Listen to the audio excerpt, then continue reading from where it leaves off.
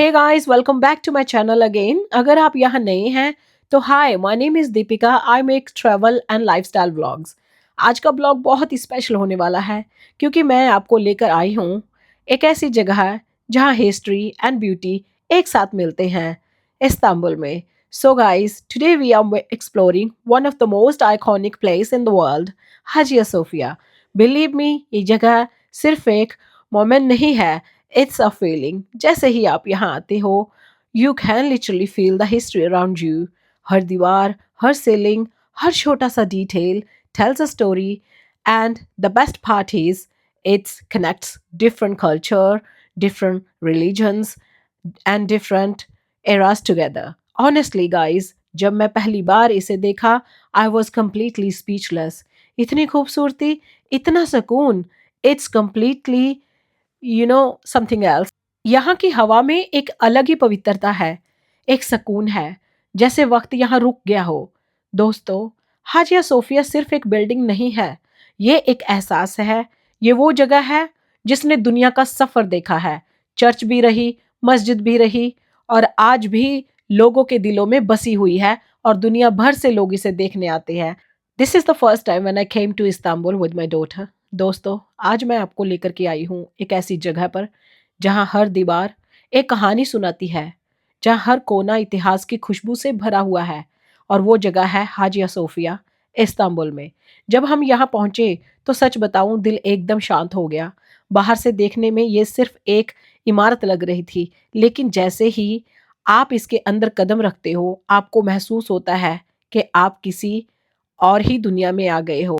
जब मैंने उस बड़े से गुंबद को ऊपर देखा तो बस एक ही ख्याल आया, इंसान कितना छोटा है और उस अल्लाह की कला कितनी महान।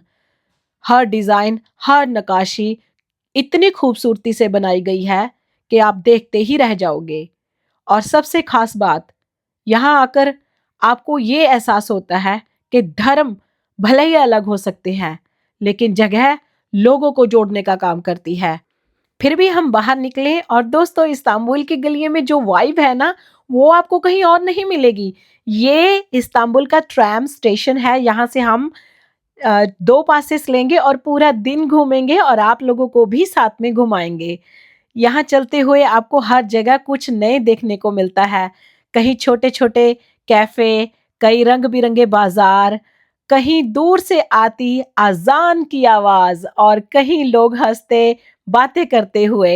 ये शहर लिटरली 2 महाद्वीपों को जोड़ता है, एशिया एंड यूरोप। और शायद इसीलिए यहाँ की संस्कृति भी इतनी रिच एंड डाइवर्स है। यहाँ की चाय, यहाँ की कॉफ़ी और यहाँ के लोग, सब कुछ दिल को छू जाता है। इस्तांबुल की रातें किसी सपने से कम नहीं लगती। जगमगाती रोशनी, शांत हवा में घुली हुई सदियों पुरानी कहानियां, और हर गली में बसी हुई इतिहास की खुशबू। यहाँ हर कदम पर इतिहास जिंदा है, और दिन में लोग इसकी खूबसूरती में ऐसे खो जाते हैं जैसे वक्त ठहर गया हो। और बात अगर यहाँ की मस्जिदों की जाए तो इतिहास खुद बोल उठता है कि जब पहली बार यहाँ नमाज के लिए मस्जिदें बनी तो सिर्फ इबादत की जगह नहीं थी, बल्कि सुकून, एकता और मोहब्बत का केंद्र बन गई। मस्जिदों में एक अलग ही सुकून है। हर कोने से गूंजती आज़ान दिल को सीधा अल्लाह से जोड़ देती है। जब मीनारों से अल्लाहू अकबर की आवाज़ उठती है तो ऐसा लगता है जैसे पूरा शहर इबादत में झुक गया हो। हर दिल में सुकून, हर चेहरे पर नूर, और हर लम्हा अल्लाह की रहमत से भरा हुआ महसूस होता है। ये सिर्फ आवाज़ नहीं है, ये एक पुकार है जो इंसान को दुनिया की भीड़ से निकाल कर अपने रब के करीब ले आती है। ग्रैंड बाजार अपने आप में ही एक कहानी है। कहा जाता है कि पुराने समय में यहाँ के बड़े निर्माण, जैसे कि हाजिया सोफिया के खर्चे और शहर की अर्थव्यवस्था को मजबूत करने के लिए ऐसे बाजारों का बड़ा योगदान रहता था। ग्रैंड बाजार की सबसे खास बात यह है कि ये पूरा छत से ढका हुआ है। यहाँ पे आपको ज्वेलरी, कालीन और न्यू डिज़ाइन की घड़ियों की बहुत सारी दुकानें मिल जाएंगी, और हर दुकानदार आपको अपने अंदाज में बुलाता है। ग्रैंड बाजार की छत के नीचे चलना, वहाँ की खुशबू महसूस करना और लोगों की चहल पहल देखना, ये सब मिलकर आपको एहसास कराते हैं कि इस्तांबुल सिर्फ एक शहर नहीं, बल्कि एक जिंदा कहानी है।